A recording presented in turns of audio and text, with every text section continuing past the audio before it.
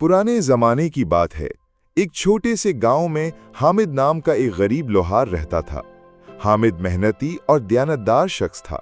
वो दिन रात अपनी भट्टी में लोहा पिघलाकर औजार, हल और खेती बाड़ी का सामान बनाता था। लेकिन गुर्बत ने उसके घर को अपनी गिरफ्त में ले रखा था। उसके पास इतना ही होता कि मुश्किल से 2 वक्त की रोटी का इंतजाम हो सके। गांव वाले जानते थे कि हामिद झूठ नहीं बोलता और हमेशा सही तोल और कीमत लेता है, लेकिन फिर भी गुर्बत उसके कदमों की जंजीर बनी हुई थी। उसी गांव में एक नेक और बाहया लड़की फातिमा भी रहती थी। वो गांव के इमाम की बेटी थी और कुरान और सुन्नत पर अमल करने वाली। फातिमा को अक्सर लोग नेकी और सदका करने में आगे देखते थे। वो हमेशा गरीबों की मदद करती, भूखे को खाना खिलाती और यतीम बच्चों के साथ शफकत से पेश आती। लेकिन वो बहुत बावकार और इज्जतदार लड़की थी, जो दिखावे या शोहरत के लिए नहीं बल्कि अल्लाह की रजा के लिए नेकियां करती थी। एक दिन ऐसा हुआ कि हामिद की भट्टी ठंडी हो गई क्योंकि उसके पास कोयला खरीदने के लिए पैसे न थे। वो परेशान हो गया कि अगर काम बंद रहा तो घर में फाका हो जाएगा।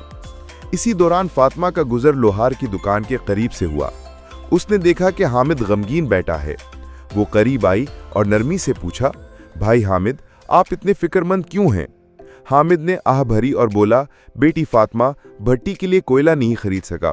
अगर भट्टी ना जले तो मैं कुछ बना ना सकूंगा और घर वाले भूखे रह जाएंगे। फातिमा ने अपने दुपट्टे का कोना खोला और उसमें बंधे हुए चंद सिक्के हामिद के हाथ में रख दिए। कहने लगी, ये मेरी छोटी सी अमानत है, आप इससे कोयला खरीद लीजिए, अल्लाह बरकत देगा।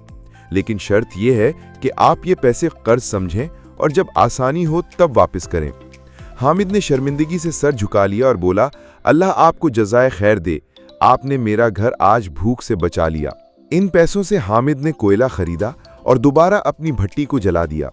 काम बढ़ने लगा और जल्द ही उसके पास मजीद गाहक आने लगे। दिन गुजरते गए और अल्लाह ने हामिद के काम में इतनी बरकत दी कि वो खुशहाल हो गया। अब उसके घर में फाका नहीं रहता था, बल्कि वो दूसरों की मदद भी करने लगा। कुछ वक्त बाद इमाम साहब ने हामिद को अपने घर बुलाया और कहा, बेटा हामिद, तुम दयानतदार और मेहनती हो। मेरी बेटी फातिमा हमेशा गरीबों की मदद करती है। मैं चाहता हूँ कि तुम दोनों का निकाह हो जाए ताकि तुम दोनों नेकी और ईमान की राह पर जिंदगी गुजारो। हामिद ये सुनकर हैरान रह गया। वो बोला, हजरत, मैं तो एक गरीब लोहार हूँ, आपकी बेटी के काबिल कहाँ? इमाम साहब मुस्कुरा कर बोले, काबिल होना माल से नहीं बल्कि ईमान और नेक किरदार से होता है। यूं फातिमा और हामिद का निकाह हो गया। शादी के बाद दोनों ने अपनी जिंदगी अल्लाह के अहकाम और सुन्नत के मुताबिक गुजारी। वो गरीबों की मदद करते, यतीमों का सहारा देते और हमेशा हक और सच्चाई पर कायम रहते। अल्लाह ने उनकी जिंदगी में बरकत डाल दी।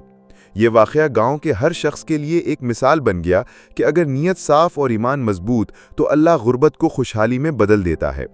ये कहानी हमें सिखाती है कि नेकी कभी ज़ाया नहीं जाती। एक नेक अमल ना सिर्फ दूसरों की मदद करता है बल्कि इंसान की अपनी ज़िंदगी को भी संवार देता है।